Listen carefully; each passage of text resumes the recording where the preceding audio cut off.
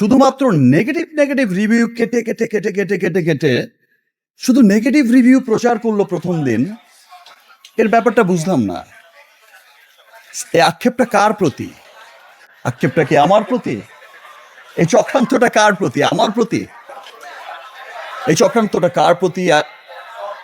সান motion পিকচারের প্রতি, না রুশোর প্রতি, আমার অন্যান্য কোনো আর্টিস্টের, আমার নায়িকাদের প্রতি? কার প্রতি আমি বুঝলাম না। নাকি বাংলা সিনেমার প্রতি? নাকি যারা চাইছে যে বাংলা সিনেমার উন্নতি চাইছে না শুধু তাদের, মানে তারা চাইছে, কিছু মহলই চাইছে, স্পষ্ট ক্লিয়ারই হয়ে যায় যে কিছু মহল চাইছে যে বাংলা সিনেমার যেন উন্নতি না হয়, যতটুকু এসেছে তার থেকে যেন আবার পিছিয়ে সেখানেই চলে যায়, আর যেন নতুন ধারার কোনো গল্প সৃষ্টি না হয়। আবার যেন একই ধারার গল্প বলতে বলতে বলতে বলতে এক সময় বলে যে বাংলা সিনেমা তো শুধু এই, আর তো কিছু দেখি না, শুধু মোটর গান, মেশিন গান, মারামারি।